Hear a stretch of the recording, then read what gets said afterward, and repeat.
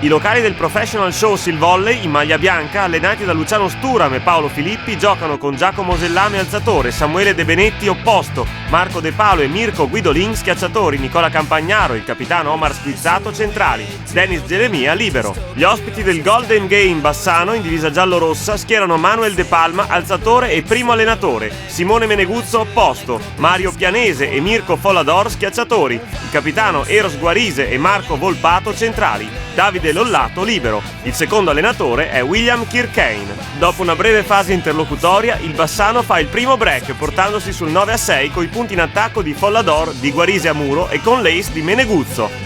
Squizzato va a segno sul primo tempo, ma gli ospiti rispondono con Volpato. Poi la battuta di Pianese manda in crisi la ricezione padovana. L'attacco del Sil Volley non morde, lasciando via libera ai giallorossi, che bombardano con l'opposto Meneguzzo allungando sul 18-10. I locali si sbloccano con De Benetti e De Palo, ma il Bassano spegne sul nascere ogni velleità col potente servizio in salto di Meneguzzo e con la pipe di Pianese, volando sul 22-13. Gli ospiti dilagano, il Sil Volley subisce passivamente 3 paurose sassate di Meneguzzo che chiude il primo parziale sul 25-15 per Bassano.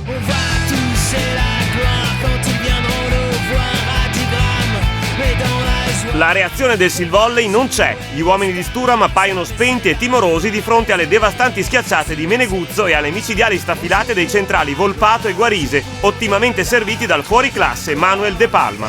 La seconda linea padovana è in continuo affanno, il libero Geremia viene puntato dagli ospiti, fioccano gli ace giallorossi con Volpato e Follador, spingendo rapidamente il Bassano sull'11-4. L'attacco del Sil Volley infila un errore dietro l'altro, si salva solo De Palo, ma non c'è partita e i locali cadono sotto i colpi di Guarise, Meneguzzo e Pianese. Coach Sturam fa entrare il forte Alessandro Bellini per l'opposto De Benetti, quindi Marco Nepitali per la banda Guidolin, ma il Bassano imperversa muro con Volpato e in contrattacco con l'impressionante Meneguzzo volando sul 19-8. Poi conquista in scioltezza il secondo set per 25-16 col preciso lungolinea di Mario Pianese.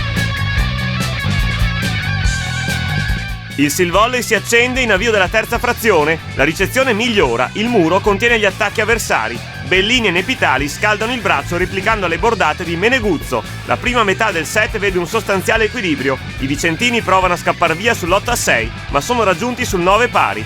Poi ritornano avanti sull'11-9, ma Capitan Squizzato piazza 2 servizi vincenti, ribaltando la situazione sul 12-11 per i locali. Si prosegue col punto a punto, i padovani giocano decisamente meglio, spinti da Marco Nepitali, ma il Bassano è sempre pericoloso e rimette la testa avanti sul 19-16 grazie al suo micidiale martello Meneguzzo, che firma anche un ace. L'ottimo Nepitali e le efficaci battute di De Palo e Squizzato riportano nel match il Sil Volley sul 20 pari. Campagnaro si esalta con 2 perentori muri vincenti che lanciano i locali sul 23-21. L'arbitro non rileva il tocco del muro giallorosso sul contrattacco di Bellini, ma Nepitali colpisce da posto 2 procurando ai padovani 2 palle set, sciupate da un errore in battuta e uno in ricezione, 24 pari. Tensione e tifo alle stelle per il Sil Volley che trova i 2 punti decisivi con l'attacco vincente di De Palo seguito dall'ace di Campagnaro.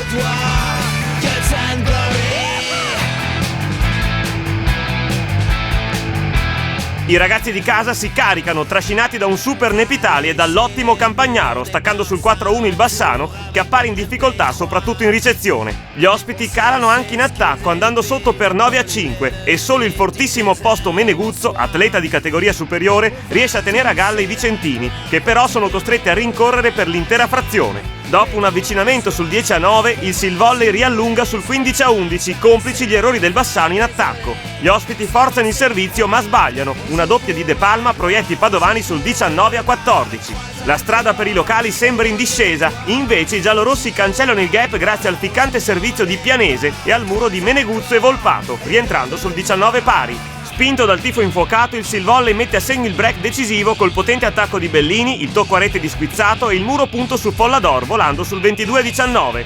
L'irresistibile Meneguzzo sigla altri 2 attacchi vincenti, ma il primo tempo di Campagnaro dà al Professional Show l'ultimo punto del quarto set, mandando in visibilio il pubblico.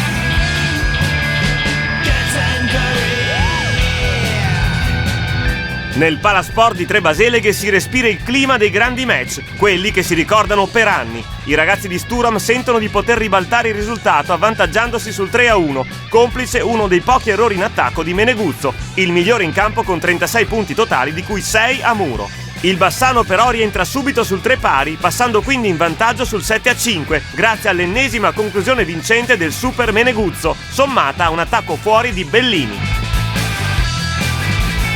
Si cambia campo sull'8-6 per i giallorossi. Il Silvolley impatta sull'8-8 su un'invasione fischiata a De Palma, ma il tocco vincente di Guarise, l'attacco errato di Squizzato e il muro subito da Nepitali lanciano gli ospiti sull'11-8. Il break stronca il Silvolley che si disunisce in ricezione e in attacco subendo un altro contrattacco vincente dell'ottimo Pianese. Nepitali schiaccia fuori, poi viene murato da Simone Meneguzzo che corona una prestazione maiuscola firmando il match point del Golden Game Bassano.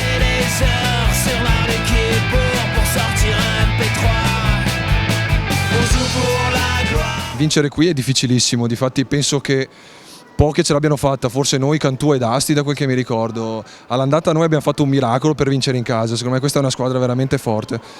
Il campionato si è messo bene, però devo dire che al girone di ritorno noi siamo un po' più sfortunati di Cantù perché dobbiamo andare ancora da loro a Mestrino, dobbiamo andare a Brescia, mentre loro queste partite le hanno già fatte fuori casa e le avranno tutti in casa, compresi noi. Noi ci abbiamo provato, siamo partiti male i primi 2 set, poi l'allenatore ha deciso di fare 2 cambi, sono entrato io al posto di Guidolin e Bellini che era partito in panchina per un infortunio, un fastidio al ginocchio.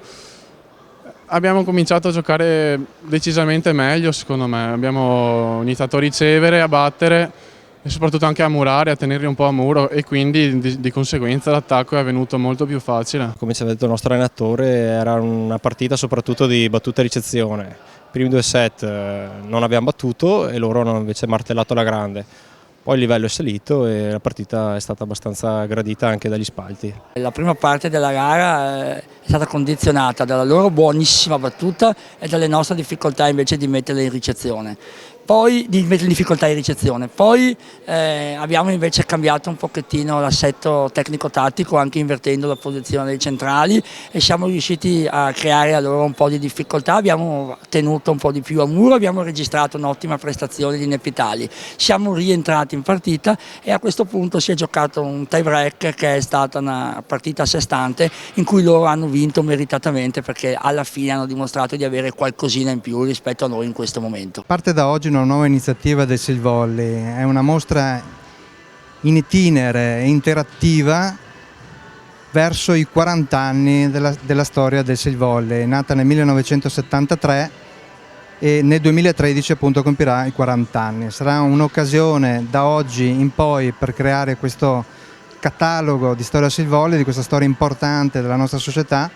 Ci auguriamo tutti e l'invito che faccio già da adesso è quello di partecipare numerosi a questa iniziativa in modo da creare questa storia.